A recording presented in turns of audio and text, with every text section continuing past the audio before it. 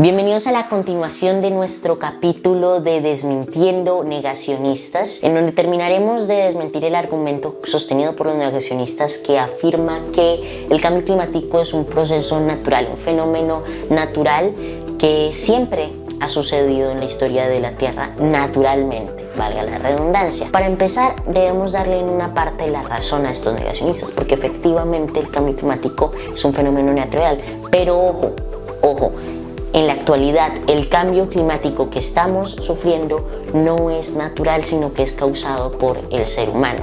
Es precisamente lo que niegan. Hay varios tipos de negacionistas. Algunos que niegan directamente el cambio climático dicen que no existe, que es totalmente un invento, y otros que afirman que el cambio climático es real, pero solamente causado por la naturaleza y que el humano no tiene injerencia en esto. De esa manera, lavándose las manos y evitando tomar políticas de reducción de gases de efecto invernadero en las empresas o en la sociedad en general, en varios sectores de la sociedad. Sin embargo, no escuchemos a los negacionistas ni me escuchen a mí. Dirijámonos al consenso científico. ¿Qué nos dice directamente la ciencia? Lo más fiable que tenemos a nuestra disposición hasta el momento. Pues lo que nos dice la ciencia, y por ejemplo agrupaciones, una de las agrupaciones más amplias de científicos del mundo, como por ejemplo el IPCC, el Panel Intergubernamental sobre Cambio Climático de las Naciones Unidas, es que el cambio climático sí tiene injerencia humana, el cambio climático actual, debido a que diversas actividades económicas e industriales han emitido desde la época de la primera revolución industrial en 1750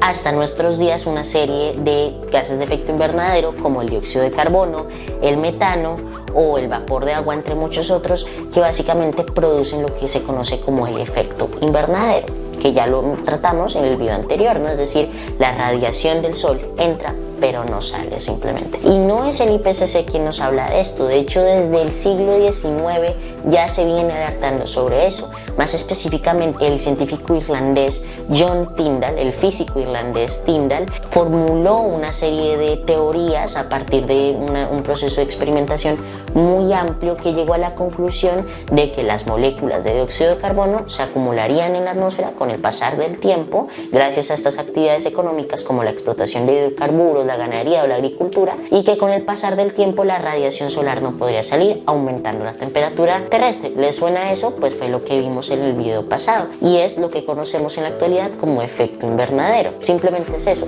Y bueno, no simplemente, porque de hecho eso implicaría pues una serie de investigaciones científicas muy amplias y profundas, pero de hecho no fue Tyndall el que descubrió el efecto invernadero, fue una mujer estadounidense quien lo hizo. Fue Eunice Foote, una estadounidense que formuló a partir de la experimentación, así como Tyndall, o bueno, Tyndall un poquito copiándose, quien lo descubrió, quien llegó a la misma conclusión. Sin embargo, no se le reconoció el trabajo y hasta nuestros días que se empezó a escuchar de Eunice. Y hay muchos otros físicos e investigadores más que han llegado a la misma conclusión. Por ejemplo, Stephen Argus, que se llevó un premio Nobel, entre muchos otros que están aportando en nuestros días a investigar, una labor fundamental, por cierto. Pero bien, continuemos desmintiendo este argumento. Hay otro factor, otro elemento que es clave en entender que el cambio climático actual sí es causado por los humanos, y es que los cambios climáticos naturales tardan miles de años. Quiero profundizar un poco más en esto.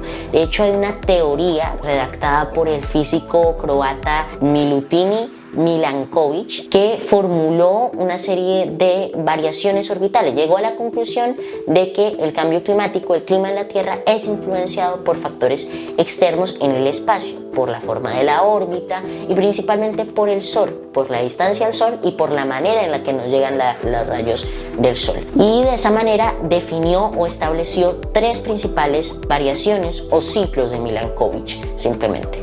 El primero, la excentricidad de la órbita de la Tierra. Suenan complicados, pero en realidad no lo son. El segundo, la precesión axial o la precesión de los equinoccios.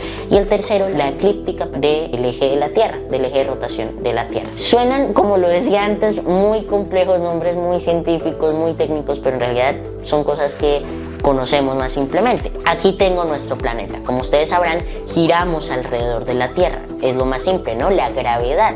Un cuerpo de mayor masa atrae a uno de menor masa, es lo que sucede con el Sol y la Tierra. Sin embargo, muchas personas se equivocan al dibujar la órbita de la Tierra y en general de los planetas del sistema solar de manera circular. Nosotros orbitamos alrededor del Sol, pero no de manera circular, o digamos no permanentemente, sino que temporalmente.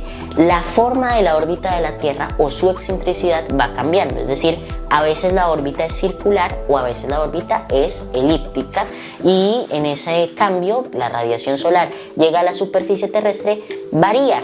Es precisamente un cambio climático natural. Sin embargo, ¿saben en cuánto tiempo varía o en cuánto tiempo lo calculó Milankovitch? En unos 100.000 años. 100.000 años, esos no son tiempos de los humanos. El país que más longevidad de vida tiene es Hong Kong, con 83 años, y hay personas que tienen la suerte de vivir más de 100 años, pero muy pocas. En ese periodo no pueden sufrir un cambio climático natural, como por ejemplo el de la excentricidad de la Tierra o muchos otros, como la actividad solar. Los cambios climáticos son naturales porque de esa manera los organismos que habitamos la Tierra nos podemos adaptar más fácilmente. Sin embargo, el cambio climático actual, producido por el ser humano, está siendo a unos niveles alarmantes, precisamente desde la Revolución Industrial, la primera en 1750 y la segunda en 1850, cuando se empezaron a llegar a la conclusión, por medio de estos científicos y estudiosos, de que esto podría llegar a un punto de no retorno, como hoy en día lo estamos advirtiendo la ciencia, los activistas y muchos más. Por otra parte, tenemos la oblicuidad de la eclíptica del eje de rotación de la Tierra. Es un nombre un poquito extenso, complicado al parecer,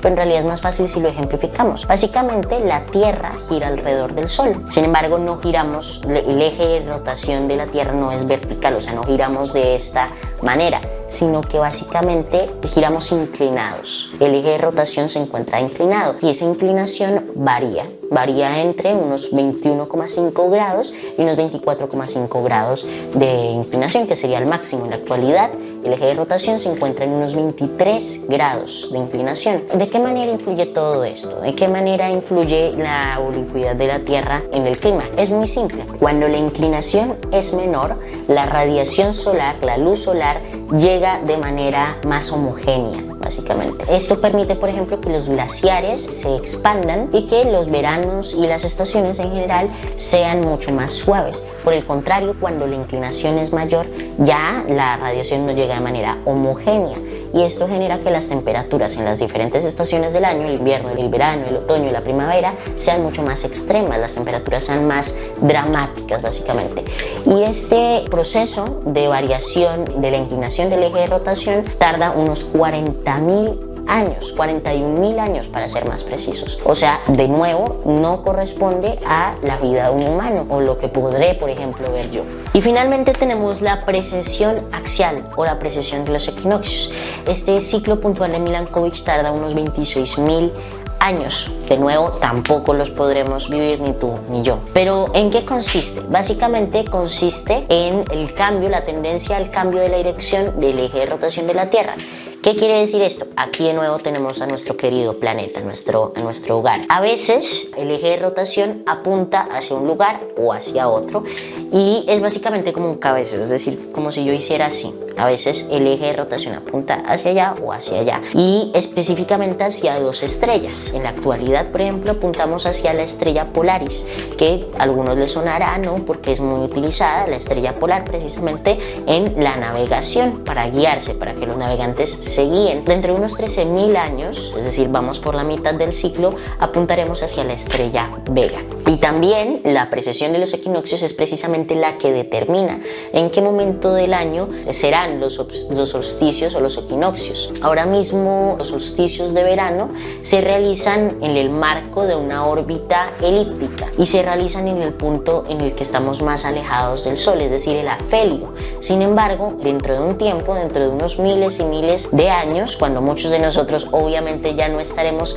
aquí, el solsticio de verano en el hemisferio sur se hará en el punto en el que estamos más cercanos al Sol, es decir, el perihelio. Básicamente es un nombre también complicadito. ¿Y qué quiere decir eso? Pues que básicamente en la actualidad el verano se produce en un momento en el que no estamos en una situación geográfica en la que no estamos cercanos al Sol, por lo tanto no es tan severo. Sin embargo, cuando llegue el momento sí se producirán unos veranos y unas estaciones mucho más severas, en donde el verano se producirá enfrente del sol o más cerca al sol, por tanto la temperatura será mayor, y en donde el invierno se producirá en el punto más alejado del sol, de nuevo el afelio, por tanto las temperaturas medias globales serán muchos menores.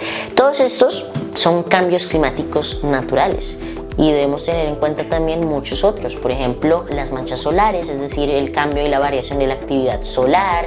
Antes hablábamos también en videos anteriores de las corrientes marinas. Bueno, hay un montón de factores que influyen en el clima. El clima es una cosa maravillosa, muy compleja, pero en la actualidad debemos reconocer contundentemente, guiándonos precisamente por los datos, por la información que tenemos a nuestra disposición, que es verídica, que básicamente el humano es el causante de esta situación, el actuar de nosotros. Nuestros modelos de producción y consumo han fallado claramente y debemos replantearlos.